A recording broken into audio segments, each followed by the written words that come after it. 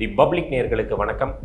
தேசிய கட்சியான பாஜக அடுத்த நாடாளுமன்ற தேர்தல் இன்னும் 2 வருஷத்தில் தேர்தல் நடக்க இருக்குது. அதை ஒட்டி அடுத்து அதுக்கு இடையிலேயே உத்தரப்பிரதேசம் தேர்தல்லாம் வரப்போகுது.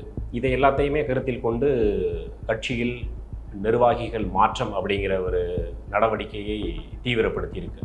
அதன் ஒரு பகுதியாக முன்னாள் மத்திய அமைச்சர் ஸ்மிருதி இரானிக்கு கட்சியில் நல்ல பொறுப்பு வழங்கப்பட்டிருக்கு.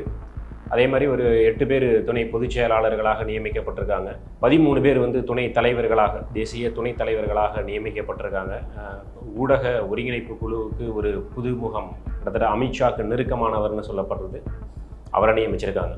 இப்படின்னு ஒரு தேசிய அளவில் மாற்றங்கள் அப்படின்னு நடந்திருக்கு. இதில் தமிழ்நாட்டில் என்ன அப்படின்னு பார்த்தோம் அப்படின்னா, பாஜகவோட தேசிய மகளிர் அணி தலைவர் அப்படிங்கிற ஒரு பொறுப்பில் இருந்த திருமதி வானதி ஸ்ரீனிவாசன் அவங்க அந்த பதவியிலிருந்து கீழே இறக்கப்பட்டிருக்காங்க. உடனடியாக வானதி ஸ்ரீனிவாசனுக்கு பதவி பறிக்கப்பட்டிருக்கு, ஒருவேளை அவர் ஓரங்கட்டப்படுகிறாரா அப்படின்னு இதை நம்ம பார்க்க முடியாது. மாநில அரசியலுக்குள்ளே அவரை உள்ளே கொண்டுட்டு வர்றாங்களா, இங்கே கட்சியை பலப்படுத்துவதற்கான நடவடிக்கைக்கான மாற்றமாக இது அப்படின்னா இதை நம்ம பார்க்க முடியும். கிட்டத்தட்ட 2026 சட்டமன்ற தேர்தல் அப்படிங்கிறதுக்கு பிறகு பார்த்திங்கன்னா பாஜக அந்த தேர்தலில் அதிமுகவோட கூட்டணியில் இருந்தாங்க, ஒரு இடம் தான் ஜெயித்தாங்க. கடந்த 2021 தேர்தலை பொறுத்த வரைக்கும் அவங்களுக்கு எம்எல்ஏக்கள் எண்ணிக்கை இதை விட ஜாஸ்தி. ஆனால் இங்கே 2026 1 தான். அப்போ கட்சிக்கு ஒரு பின்னடைவு, அப்போ கட்சியை பலப்படுத்த வேண்டியிருக்கு அப்படிங்கிற ஒரு ஆங்கிளில் தேசிய தலைமை தற்போது தீவிரமாக யோசிக்குது அப்படின்னு இதை நம்ம எடுத்துக்க முடியும். அதுவும் இன்னும் ஒரு 2 வருஷம், 2026 மிட்டில் இருக்கும். இதில் இன்னொரு 4-5 மாதம் அப்படின்னு எடுத்துக்கிட்டாலும் கூட அங்கிட்ட 27, 28 2 வருஷம் கணக்குக்கு ஒரு 2.5-3 வருஷத்துக்கிட்ட இருந்தாலும் கூட இங்கே கட்சியை பலப்படுத்துவதற்கான நடவடிக்கைகளை தீவிரப்படுத்தணும் அப்படிங்கிறதுல பாஜக தேசிய தலைமை ஒரு குறிக்கோளோடு இருக்குது. பார்லிமெண்ட் எலெக்ஷனுக்கான முன்னேற்பாடுகள், அதற்கான நடவடிக்கைகள், அதுக்கு ஜரூராக பாஜக வேலை செய்யுது அப்படின்னு எடுத்துக்கிட்டாலும் கூட தமிழ்நாட்டோட அரசியல் அப்படிங்கிறத அதை கொஞ்சம் ஒரு சில விஷயங்களை பாஜக ஆறப்போட்டும் பண்ணுறாங்க, ஒரு சில விஷயத்தில் பிளான் பண்ணியும் பண்ணுறாங்க அப்படிங்கிறத மட்டும்தான் இதில் நம்ம பார்க்க முடியுது.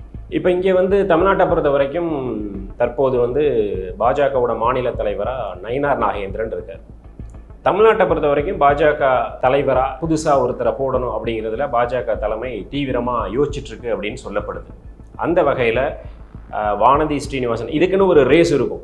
எப்போவுமே பார்த்தீங்கன்னா பாஜக மாநில தலைவர் எந்த கட்சிக்குமே சரி, அது காங்கிரஸாக இருந்தாலும் சரி, இங்கே பாஜகவாக இருந்தாலும் சரி, ஒரு மாநில தலைவர் அப்படிங்கிறதுக்கு ஒரு தர போடணும் அப்படின்னா அதுக்கு ஒரு சில நேம்ஸ் பரிசீலனையில் இருக்கும், ஒரு ரேஸ் இருக்கும். யார் வரப்போகிறா, இவரா அவரா இவரா அப்படின்னு ஒரு டாக் போயிட்டே இருக்கும். அந்த வகையில் பார்த்தீங்கன்னா இந்த ரேஸில் யார் இருக்கா அப்படின்னு நம்ம எடுத்துக்கிட்டோன்னா வானதி சீனிவாசன் இருக்காங்க, நடிகர் சரத்குமார் இருக்கார், அஸ்வத்தமன் இருக்கார், ராமசீனிவாசன் இருக்கார். இவங்களெல்லாம் தாண்டி தமிழிசை சவுந்தரராஜன் இவங்க ஏற்கனவே மாநில தலைவராக இருந்தவங்க. இப்போ இவங்க நேமு தான் அடிபட்டுருக்கு. பாஜக மாநில தலைவராக யாரை போட போகிறாங்க, அடுத்து இங்கே தமிழ்நாட்டோட பாலிடிக்ஸ் ப்ளஸ் இது தேசிய அரசியலோடு இணைஞ்சு பண்ண வேண்டிய விஷயங்கள் அப்படிங்கும்போது இங்கே யாரை போடலாம் அப்படின்னு தீவிரமாக ஆலோசனை நடந்துட்டுருக்கு.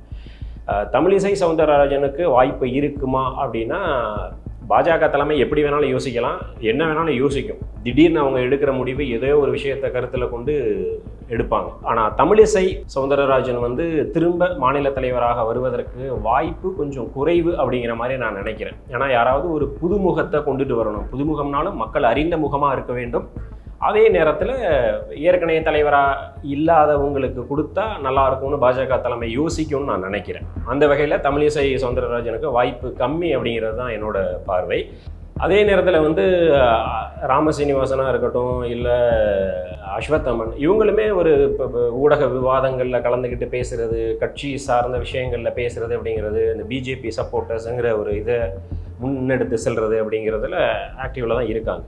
இதை தாண்டி நீங்கள் சரத்குமார் எடுத்துக்கிட்டிங்கன்னா அவர் இதுக்கு முன்னாடி அவருக்கு என்னென்ன விஷயங்கள் பண்ணியிருக்காரு அப்படின்னா, நீங்கள் தமிழ்நாட்டை பொறுத்த வரைக்கும் திமுக பீரியடில் எம்பியாக இருந்திருக்காருனாலும் கூட அதுக்கடுத்து சமத்துவ மக்கள் கட்சி அப்படிங்கிறத ஒரு கட்சியை ரன் பண்ணியிருக்காரு. அதுக்கு ஒரு மாநில தலைவராக இருந்து கட்சியை நடத்தியிருக்காரு. கட்சியை கலைச்சிட்டு பாஜகவோட கட்சியை கிட்டத்தட்ட இணைச்சிட்டார். கலைச்சிட்டாருன்னு சொல்ல முடியுமா, இணைச்சிட்டாருன்னு தான் சொல்லணும். ஸோ தன்னோட கட்சியை பாஜகவோட இணைச்சு அவர் இப்போ பாஜக பிரமுகர் அப்படிங்கிற இதில் தான் அவர் தற்போது செயல்பட்டுருக்கார். ஸோ சரத்குமார் வந்து மாநில தலைவராக வருவாரா அப்படிங்கிற கேள்வியும் அந்த இடத்துல எழுது. அதே நேரத்தில் வானதி ஸ்ரீனிவாசன் அவங்க வந்து பாஜகவோட தேசிய மகளிர் அணி தலைவராக இருந்து கிட்டத்தட்ட 6 வருஷம் வேலை பார்த்துருக்காங்க. அதுக்கடுத்து இப்போ அவங்கள ஸ்டெப் டவுன் பண்ணியிருக்காங்க. அப்படிங்கிறதுக்கு வந்து கிட்டத்தட்ட அவங்கள தான் கொண்டுட்டு வர போகுது பாஜக தலைமை அப்படிங்கிறது தான் கொஞ்சம் ஹாட் டாக்காக இருக்குது. அதற்கான வாய்ப்புகளும் அதிகம் அப்படின்னு நான் பார்க்குறேன். ஏன் அப்படின்னா பல்வேறு விஷயங்களை பாஜக தலைமை யோசிக்கும் அப்படின்னு நான் நினைக்கிறேன்.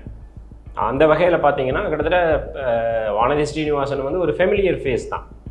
தமிழ்நாட்டு அரசியலும் சரி, தேசிய அரசியலும் சரி, வானதி ஸ்ரீனிவாசன் பாஜக லீடரு, ஒரு பிஜேபியோட லீடர், அதுவும் மகளிர் அணி தேசிய தலைவராக இருந்திருக்காருங்கும் போது இந்த தேசிய அரசியல் அப்படிங்கிறது எல்லாம் ஒரு ஐடென்டிஃபையான ஒரு நபர்.